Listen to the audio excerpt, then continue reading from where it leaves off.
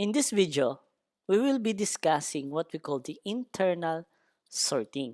So start tayo by defining yung sorting. So sorting is the process of arranging a group of items or elements in a defined order based on particular criteria gaya ng alphabetical, ascending, or descending. While the internal sorting, this is a type of sorting that is used when the collection of data is small enough and sorting takes place only within the main memory. That is why it is called internal sorting. So there's no need for external memory gaya ng hard drive, flash drive, or other secondary storage. In this video, ang i-discuss natin is some of the sequential sort or the simple sorts, which is a bubble sort, selection, and insertion sort.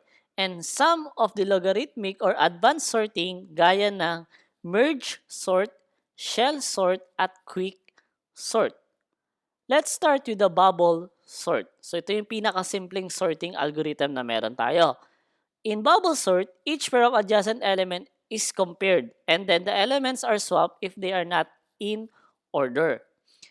But bubble sort is inefficient and not suitable for large data because it has a worst case complexity of O of n squared or the big O quadratic.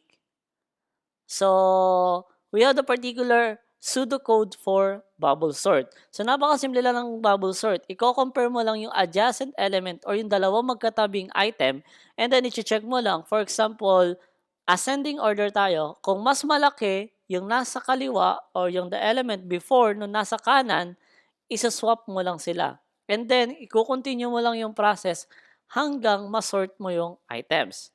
For example, we have the particular elements 23, 7, 38, 52, and 17.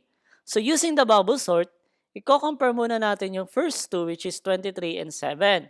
Since ascending order tayo at mas maliit si 7 kay 23, isa-swap mo sila.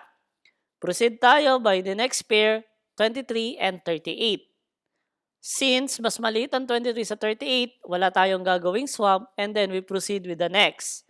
38 and 52, same. No swapping. And then last, 52 and 17. Since 17 is smaller than 52, isa-swap natin yan. After which, i-check naman natin si 17 dun sa naunang element sa kanya, which is 38. Since 38 is greater than 17, we will swap the elements. Next, we check 17 and 23. Since 17 is lower than 23, isa-swap natin sila. And last, i-check pa rin natin si 17 doon sa unang element which is 7. And since 7 is lower than 17, okay, hindi na natin siya gagawin. And already sorted na yung ating items. So that is how we sort using the bubble sort. Next tayo, the selection sort. So in selection sort, the list is divided into two parts. Yung sorted part and then the unsorted part. In the selection sort, hinahanap natin yung smallest element. And then, isa-swap natin siya dun sa ating leftmost element or yung ating sorted part. It is less swapping than bubble, pero inefficient din siya and not suitable for large data. Same with the bubble sort, it has a worst case complexity of O quadratic. Okay, having the following algorithm or pseudocode rather ng ating selection sort, try natin using the same example na binigay natin sa bubble sort. Okay? Ang una natin gagawin is hanapin ng smallest value doon sa ating array. For example, 7. And then, isaswap mo siya doon sa yung leftmost value which is yung 23. Okay? And then, yung 7 ngayon, siya na yung napunta doon sa yung sorted part. And then yung 52 to 17, siya naman yung napunta sa yung unsorted part. So same sa unsorted, hahanapin mo ulit yung smallest which is 17. And then isaswap mo siya doon sa leftmost item mo which is 52. And 17, magiging part ulit ng ating sorted array or sorted part. And then follow lang natin yung same process natin, smallest 23. Swap dun sa leftmost 38.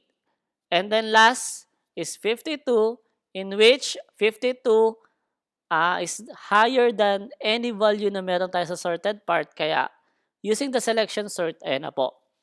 Sorted na yung ating array. So that is how sorting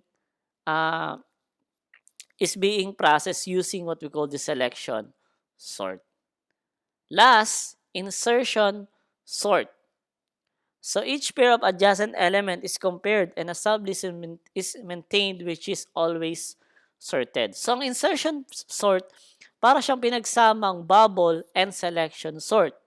Okay, bubble sort kasi yung adjacent element din ang kino-compare. And then selection sort kasi nagkakaroon ka rin ng sublist. Okay, ibig sabihin para nagkakaroon ka rin ng dalawang part doon sa yung array. For example lang. Now, inefficient din ang insertion sort kasi kagaya ng dalawa, it has a worst case complexity of O quadratic. Okay, having the following algorithm, punta tayo sa example. Now, isosort natin to using the insertion sort. So, first adjacent element natin ay 38 and 23. So, since 23 is lower than 38, isoswap natin siya. And 23 ngayon, part na siya na yung sublist which is yung sabi ko nga kanina, i-maintain natin while sorting is ginagawa natin sa insertion sort. 38 and 7, ito yung next adjacent elements natin. And since ang 7 mas maliit sa 38, swap natin sila. After nun, i-compare pa natin si 7 tsaka si 23. So yun yung pinagkaiba nila ni bubble sort. Kasi kaya siya tinawag na insertion sort, ini-insert natin yung element dun sa tamang position niya. So since 7 and 23, lower si 7, isoswap natin sila ngayon. And then, yan na yung ating sublist. Resume tayo with our next, which is yung 38 and then yung 17. Same process, isoswap mo sila. Then, compare dun sa nauna, which is 23. Since mas maliit ang 17, isoswap. Compare with 7 and 17, since hindi, wala tayong swapping na gagawin kasi mas maliit naman si 7 kay 17. So magpo-proceed tayo ngayon doon sa ating last, which is 38 and 52. And since 38 is less than 52, wala tayong swapping na gagawin, and then sorted na yung ating array. Kung mapapansin ninyo, yung tatlo kong binigay na sorting, which is the bubble, insertion, and then the selection sort, sila yung pinaka-simple. Okay? And then, easy to code ang tawag natin sa kanila kasi using any programming language na meron ka, madali silang i-transfer into a program. Yun nga lang, they have a worst case complexity of quadratic. Ibig sabihin, mabagal sila. Lalo na pag dumalaki yung elements mo or lumalaki yung data mo. So, ang next natin na i-discuss is yung tatlong advanced sorting algorithm na mas mabilis kumpara dito sa tatlo pero mas mahirap naman pagdating sa coding. Let's start with merge sort. Pag sinabing merge sort, a sorting technique based on what we call the divide and conquer technique. Ang ibig sabihin ng divide and conquer, kung maaalala ninyo, yung problem, i-divide mo into sub-problems and then isosolve mo each sub-problems and then saka mo siya i-merge para ma-solve mo yung pinaka-main problem mo. With worst case time complexity being O and log n that is linear and logarithmic, it is one of the most respected algorithms. So, paano ba gumagana yung merge sort? Ang ibibigay ko na lang algorithm kasi nga medyo mahaba pag pseudocode ang ibibigay ko. Dalawa lang step niya. First, you divide the list recursively into two halves until it can no more divided. When we say recursively, ibig sabihin ulit-ulitin mo yung pagdi-divide. And then step 2, you merge the smaller list into the new list in sorted order. Remember, pag nag-merge tayo, kailangan sorted na yung ating minerge na element. So example tayo, medyo habaan natin yung ating number of elements or damihan natin rather. Ang una mong gagawin is to divide. So syempre hatiin mo siya sa unang dalawa na may tig-4 and then next, i-divide mo siya na may tig-2 until hindi mo na siya pwedeng i-divide. So mapapansin nyo, separate na siya into one single element. After mo siya nun, punta ka na sa step 2, i-merge mo siya naman ngayon ng paisa-isa. And while merging, kung mapapansin nyo, 3 and 38, 723, 1752, 1119. Kung ibabalik natin yan sa kanina, 3 and 38 nakasort na siya, 23 and 7 hindi, kaya in-swap natin yung values. 1752, 1149, same in order na siya. So, 7 and 23 lang ang gumalaw. Then, pag sinort ulit natin to, or minerge natin to rather, kailangan sorted na ulit yung iyong algorithm. Ay, yung iyong array. Sorry. So, 3, 7, 23, 38, 11, 17, 49, 52. And last, i-merge mo ulit yan into 1, which is kailangan sorted na siya. Finally, yung iyong array. That is what we call the merge sort. Okay, so naintindihan nyo na bakit siya yung most respected algorithm natin. Kasi mas mabilis yung sorting natin kasi each sorting, okay, mas unti yung swapping na nangyayari kumpara dun sa mga nauna. Proceed tayo sa next. Yung shell sort naman na tinatawag. This is based on the insertion sort algorithm. Pero it avoids the large shift of elements through the use of spacing called interval. Yung sasabi nating interval, ibig sabihin, yung sa swap mong values, medyo malayo. Unlike sa insertion na adjacent, katabi niya. Common interval is computed by the gap is equal to floor over 2. Ito yung kanyang common na formula. When we say gap, yun yung space. Yung floor, ang initial floor natin is yung number of elements. The next value of floor natin is yung nakaraang gap. Mamaya makikita ninyo. It is quite efficient for medium-sized data. And it has a worst-case complexity of a linear, which is O of n. So we have, step 4 dapat to. Nagkaroon lang tayong typographical error. First, we initialize the value of the interval. Next, you divide the list into smaller sublists. And then you sort this sublist using the insertion sort. And then you repeat until complete list is sorted. Step 4 po yan Hindi ko lang napansin. Okay, ito yung example natin. Kagaya yung kanina. So, sort natin siya ulit gamit yung shell sort. So, ang initial interval natin ay 4. Bakit? You have 8 number of elements, i-divide mo lang by 2, you have 4. Ano ngayon yung interval na 4? Ito yon. Mula sa 3, yung first element mo, ang i-compare mo is yung pang-apat na elements mula sa kanya, which is 17. Yun yung interval na tinatawag. So, unlike bubble sort na katabi niya, okay, this is what we call the shell sort. So, since 3 and 17, proper order na sila dahil mas maliit si 3, move ka na sa next. 38 and 52. Same. 11 and 23, so swap mo sila kasi mas less si 11. 7 and 49, okay na. Kasi, mas maliit si 7 kay 49. Kukompute mo ulit ngayon si interval, which is 2 na siya. Kasi yung kaninang interval mo, 4, i-divide mo lang by 2, you will have your 2. So, 3 and 11, yung pangalawang elements mula sa kanya. Same, nasa kanyang proper position na rin, 38 and 7, since mas maliit si 7, isuswap natin yan. 17 and 23, wala tayong gagalawin. 52 and 49, we will swap the values. Last, we'll have the interval 1. So, paano na ngayon pag ang interval mo na ay 1? According to step 3, you sort this sublist using insertion sort. Paano ba yon? Siyempre, 3 and 7, sorted na. 7 and 11, sorted na. 11 and 38, proceed lang tayo. 38 and 17, less si 17 kay 38, kaya i-compare natin siya. Gamit ang insertion sort, i-compare pa rin natin si 17 doon sa nauna niya. And given na smaller si 11 kay 17, hindi na natin siya gagalawin and magpuproceed na tayo doon sa next. Kasi tandaan nyo, using the insertion sort, maintain natin na yung nasa kaliwang side natin is the sorted values. So, 38 and 49, wala tayong gagalawin. 49 and 23, swap. 23 and 38, swap. 17 and 23, no swapping. Proceed tayo sa next, which is 49 and 52. Since proper order sila, so that's it. Sorted na yung ating array using what we call the shell sort. Last, quick sort. Okay, from the word quick, ito yung pinakamabilis, okay, na sorting algorithm. And aside from the merge sort, ito naman yung obvious form ng divide and conquer approach. So, ang trabaho lang ng quick sort is to select a value called what we call the pivot. Yung pivot na yan, ito yung magdi-divide dun sa array mo sa dalawang hubs.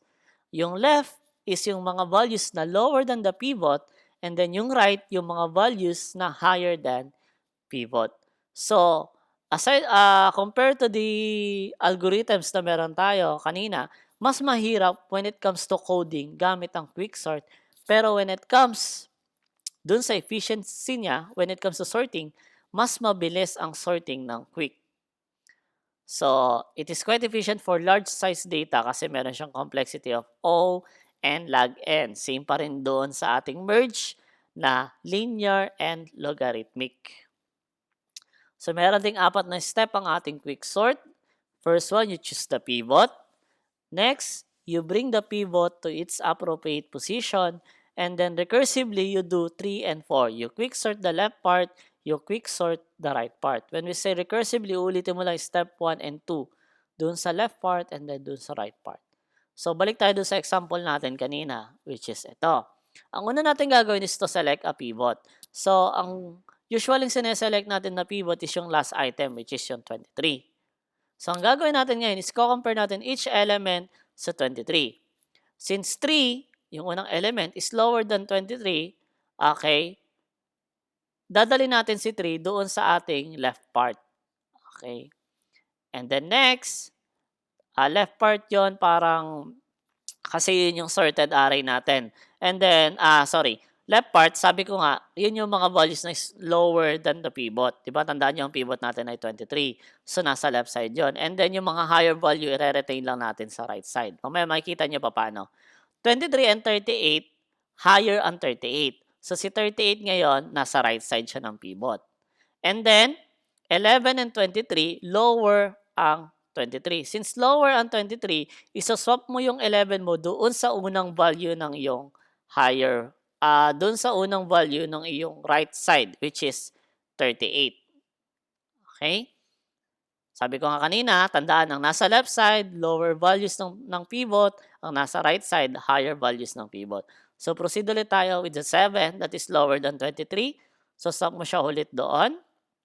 And then next, 17, same, lower value. And then next, 52. Since 52 is higher than 23, nasa right side siya. 49, higher than 23, right side pa rin siya. After mo ma-compare lahat, ang sabi sa step 2, you bring the pivot to its appropriate position. Saan yon? Yung unang element sa yung right side, which is sa 38. So, isaswap mo sila with the 38. And then step 3 and 4, uulitin mo lang yung process sa left side and then sa right side. Okay? So, paano yon? 17 na magiging pivot compare kay 3. Okay, si 3 mapupunta sa left side. 17, 11, left side pa rin siya. 7 and 17, left side pa rin siya. As you can see, 17 is in the right place na siya. Kaya, magmumove tayo doon sa next natin na item, which is 7. Compare ulit sa 3. Since lower siya, dyan lang siya sa left. 11, higher siya sa right. And then, since siya yung last element, isaswap mo na sila. And then, 3 and 7, since lower na ang 3 sa 7, hindi mo na siya gagalawin, proceed tayo ngayon doon sa ating right side. So, ang pivot natin is 38, compare natin kay 23. Lower yan, kaya doon yan sa left side. 52, 38, higher sa right side. 38 and 49, higher sa right side. And then, isuswap mo siya ngayon doon sa first value ng higher ng right side mo, which is yung 52. So, in proper place na siya. And then, since we already know na ang 49 is lower than 52 and 23 is na in its proper location, already sorted na yung ating array. So, that is how we use what we call the quick sort. So, yun po yung mga common na internal sorting na meron tayo. Marami pang internal sorting. But in that case, yun muna yung i-review natin or yun muna yung i-discuss natin as a review for our next topic. So if you have any questions, you can use the comment section below.